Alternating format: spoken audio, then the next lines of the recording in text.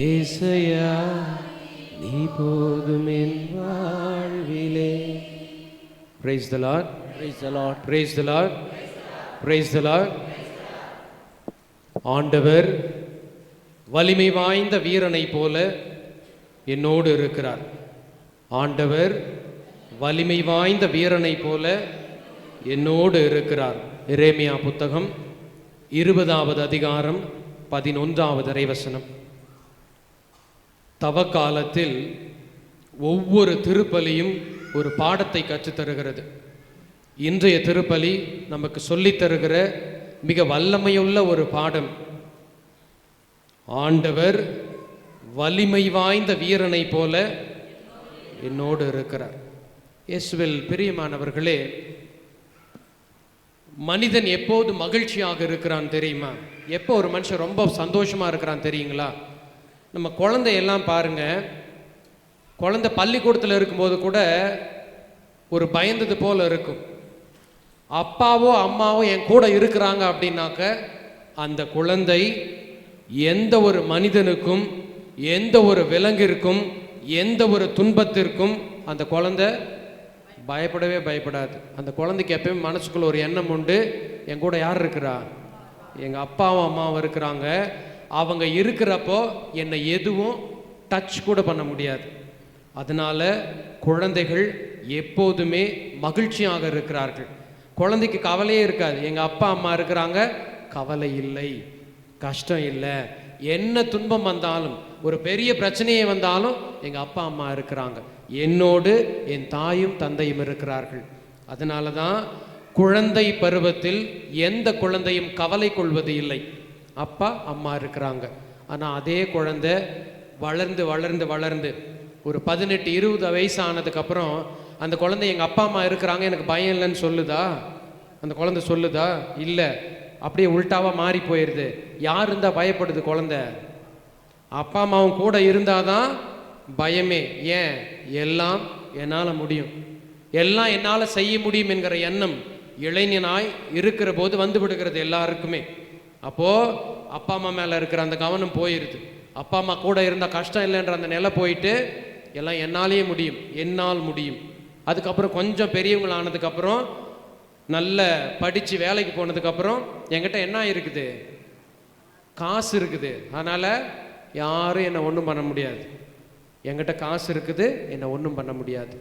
மனிதன் இப்படி வளர்ந்து வளர்ந்து வளர்ந்து போய் ஒரு காலம் வரும்போது எல்லாருமே யாராக இருந்தாலும் ஒரு வார்த்தையை சொல்லிடுறோம், எனக்குன்னு யாருமே இல்லை. சொல்கிறவங்க உண்டு, சொல்லக்கூடிய காலம் எல்லாருக்கும் வரும். அந்த வார்த்தை வாயிலிருந்து வராமல் யாரும் சொல்லாமல் போயிடலாம் முடியாது. மேலே அந்த வார்த்தையை சொல்லுவோம், எனக்குன்னு யாருமே இல்லை.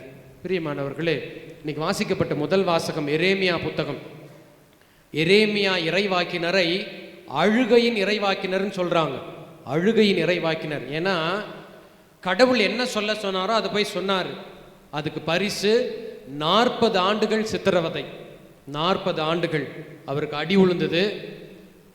பார்க்குறப்பெல்லாம் கேலி பண்ணானுங்க, பார்க்குறப்பெல்லாம் அவருக்கு அவமானமும் நிந்தையும் தான். சேத்துல கொண்டு போய் தூக்கி போட்டானுங்க, சிறைவாசம் அனுபவித்தார். இப்படி 40 ஆண்டுகள் துன்பத்தை அனுபவித்தார். அதனால தான் எல்லா இடத்துலையும் கடவுள்கிட்ட சண்டை போட்டுக்கிட்டே இருப்பார். ஆண்டவர் ஏன் எனக்கு கஷ்டம்? ஆண்டவர் ஏன் எனக்கு இந்த துன்பம்? சிக்கனமெல்லாம் என்னை அழியணுன்னே நினைக்கிறான். இன்னைக்கு வாசகம் கூட பாருங்கள், என் நண்பர்கள் கூட என்னுடைய வீழ்ச்சிக்காக காத்திருக்கிறார்கள். ஒருத்தம் கூட எனக்கு சப்போர்ட் பண்ண மாட்டேங்கிறான். ஆண்டவரே, நான் நல்லவனாக தான் இருக்கிறேன், ஆனால் ஒருத்தம் கூட எனக்கு சப்போர்ட் பண்ண மாட்டேங்கிறான். என் ஃப்ரெண்டு அவனே என்னுடைய அழிவுக்காகத்தான் காத்திருக்கிறான். இப்படி எல்லாம் புலம்பிட்டு சும்மா லட்டு மாதிரி ஒரு வார்த்தையை சொல்றார். 20வது அதிகாரம் 11வது இறைவசனம். ஆண்டவர் ஒரு வலிமை வாய்ந்த வீரனை போல என்னோடு இருக்கிறார். அந்த ஒரு வார்த்தை தான், அந்த ஒரு வாக்கியம் தான் அடிதடி விழுந்தாலும், சேத்துல தூக்கி போட்டாலும், ஜெயிலில் தூக்கி போட்டாலும், போற வரவெல்லாம் கிண்டல் பண்ணாலும் அப்படி கண்ணு மாதிரி நிற்கிறதுக்கு உதவியது எரேமியாவுக்கு அந்த இறை வார்த்தை. வாழ்க்கையில் எவ்வளோ கஷ்டம் வந்தாலும், எவ்வளவு வேதனை வந்தாலும், போற வரவெல்லாம் இல்லாத பொல்லாதெல்லாம் சொன்னாலும் யாரும் கலங்கி போக வேண்டாம். காரணம், யார் இருக்கிறார்? ஆண்டவர் இருக்கிறார். குறிப்பா நம்ம இளைஞர்களுக்கு சொல்லிக் கொடுங்கள் அந்த வார்த்தையை. அவங்க படிச்சா போதும்னு நினைச்சுக்கிட்டு போய் படிக்கிறாங்க, நல்ல வேலைக்கு போய் செட்டில் ஆனா போதும்னு நினைக்கிறாங்க. நல்ல பொண்ணையோ பையனையோ பார்த்து கல்யாணம் பண்ணிக்கிட்டா ஓகே நினைக்கிறாங்க. ஆனால் அதில் தடுமாறுகிற போது என்ன பண்ணணும்னு தெரியல. யாருமே என் கூட இல்லை, அவ்வளோதான் என் லைஃப்னு நினைக்கிறவங்க தான் இன்னைக்கு நிறைய பேர். உலகம் உங்களை இல்லாதது பொல்லாதது சொல்லும், எல்லாரும் விட்டுட்டு போவாங்க, யாரும் கூட இல்லை அப்படின்ற அந்த நிலை வரும். அந்த நிலை வருகிற போதெல்லாம் இந்த இறை வார்த்தையை சொல்லிக் கொள்ளுங்கள். ஆண்டவர் வலிமை வாய்ந்த வீரனை போல என் கூட சாமி இருக்கிறார். அவ்வளவுதான், ஒரே ஒரு வார்த்தை தான், ஒரே ஒரு வாக்கியம் தான். இயேசுவை பாருங்கள், நற்செய்தியில் இயேசு கேட்கிறார்ல, நான் செய்த எந்த நல்ல காரியத்திற்காக என் மீது கல்லெறிய பார்க்கிறீர்கள்? அப்படி நான் என்ன பண்ணேன்? நல்லது தானே பண்ணேன். எந்த நல்லதற்காக என் மீது கல்லெறிய பார்க்கிறீர்கள்? இயேசுவை சும்மாலாம் விட்டுறல. பேய் பிடிச்சவன், பைத்தியக்காரன், பெருந்தீனிக்காரன், பாவிகளோட ஃப்ரெண்டு, பேயை வச்சு எல்லா வேலையும் செஞ்சுட்டு இருக்கிறவன், இத்துணை குறை சொன்னார்கள். ஆனால் இயேசுவுக்கு ஒரே ஒரு நம்பிக்கை மட்டும் உண்டு. என்ன ஆனாலும் எங்க அப்பா விட மாட்டார், என் தந்தை கடவுள் என்னை விடவே மாட்டார். அந்த நம்பிக்கைத்தான் 3 செத்த பிறகு 3ஆம் நாள் கடவுள் அவரை உயிர்த்தெழச் செய்தார். ஏன் தெரியுமா? சும்மாலாம் இல்லை. எனக்கு என்ன ஆனாலும் யார் காப்பாற்றுவார்? எங்க அப்பா காப்பாற்றுவார். நான் செத்தே போனாலும் என் தந்தை கடவுள் என்னை தூக்கி பிடிப்பார். நம்பினாரு, நடந்துச்சு. இன்னைக்கு நம்மளுக்கு யாருக்கும் பல நேரங்களில் தடுமாறி போயிடுறோம். ஆட்டோமேட்டிக்காக நம்ம கண்ணிலேருந்து கண்ணீர் வந்து விடுகிறதுக்கு காரணம் யாரும் நம்புறது இல்லை. என் கடவுள் என்னோடு இருக்கிறார், அவர் என்னை காப்பார். அந்த நம்பிக்கை பல நேரங்களில் உடஞ்சு போயிடுது. அது உடஞ்சு போகாமல் இருக்கிறதுக்கு தான் இந்த தவக்காலம். தவக்காலம் என்பது நீங்கள் தவம் இருப்பதற்கோ, நோன்பு இருப்பதற்கோ, தானம் கொடுப்பதற்கோ, நிறைய ஜெபிப்பதற்கோ அல்ல. அதெல்லாம் பண்ணணும். எதுக்கு தெரியுமா? அதெல்லாம் அடையாளங்கள், ஜப தவ தானம் அடையாளங்கள். அந்த அடையாளம் எல்லாம் செஞ்சு என் கூட சாமி இருக்கிறார், என்னானாலும் என்னோடு இறைவன் இருக்கிறார் என்பதை உணர்ந்து கொள்ளத்தான். தானம் கொடுக்கிறோமா, என்னோடு கடவுள் இருக்கிறார். 10 ரூபாய் இங்க கொடுத்தா 100 ரூபாய் சாமி இங்க கொடுப்பார். அவ்வளவுதான் அந்த நம்பிக்கை. நான் தவம் இருக்கிறேன், பட்டினியா இருக்கிற சாமிக்காக சாமி பார்த்துப்பார். என்னோடு கடவுள் இருக்கிறார், நான் ஜெபிக்கிறேன், கடவுள் பார்த்து கொள்வார். அந்த நம்பிக்கை. எவர் ஒருவர் அந்த நம்பிக்கையை வைத்திருக்கிறாரோ, என்ன பிரச்சனை வந்தாலும், 3 குட்டி குட்டி உதாரணங்கள். முதலாவது தாவீது அரசர், குட்டி பையன், எதிரில் நிற்கிறது மலை போல ஒருத்தன் நிற்கிறான், எல்லாம் கத்தி வேலு ஈட்டி வால் அத்தனையும் வச்சுட்டு நிற்கிறான். சின்ன பிள்ளை போய் சொல்லுது, அவனை அந்த கோலியாத்தை பார்த்து சொன்னது, நீ உன்னோடு இருக்கிற எல்லாவற்றோடும் எல்லா படைகலன்களோடும் நீ வருகிறாய், நான் என் ஆண்டவரோடு வருகிறேன். ஒரே ஒரு வார்த்தை. அந்த நம்பிக்கை தான் இத்தினோண்டு கல்லை வச்சு ஒரு பெரிய ஆலையை சாய்க்க முடிஞ்சது. அப்போ பிரச்சனை என்ன வந்தாலும் நீங்கள் என்ன மனநிலையில் இருக்கிறீர்கள், அதை எப்படி ஏற்றுக்கொள்ளுகிறீர்கள் என்பதில் தான். என் கூட சாமி இருக்கிறார், என்ன பிரச்சனை வந்தாலும் நான் பார்த்துக்கிறேன். அந்த 14 ஸ்தலமும் அதை தான் நமக்கு சொல்லி கொடுத்துச்சு. நம்மளை தவறாக தீர்ப்பிடுவாங்க, கவலைப்படாதீங்க. இல்லாத பொல்லாதெல்லாம் சொல்லுவாங்க, கவலைப்படாதீங்க. தோல் மேலே சிலுவை வைப்பாங்க, கவலைப்படாதீங்க. 3 முறை கீழே தள்ளுவாங்க, கவலைப்படாதீங்க. சாமி இருக்கிறார். சிலுவையில் அறைவாங்க, கவலைப்படாதீங்க. செத்தே போகக்கூடிய நிலை வரும், கவலைப்படாதீங்க. ஏன்னா யார் இருக்கிறாரு? எல்லாரும் சொல்லுங்க. ஏங்க உயிரை கொடுத்து கத்தினுக்கிறேன். யார் இருக்கிறாரு? ஆண்டவர். எப்படி இருக்கிறார்? சும்மா உட்காந்து வேடிக்கை பார்க்கிறாரா? வலிமை வாய்ந்த வீரனை போல ஆண்டவர் என்னோடு இருக்கிறார். நம்பிக்கையோடு இருங்க. யார் காப்பாற்றுவா? அவர் காப்பாற்றுவார்.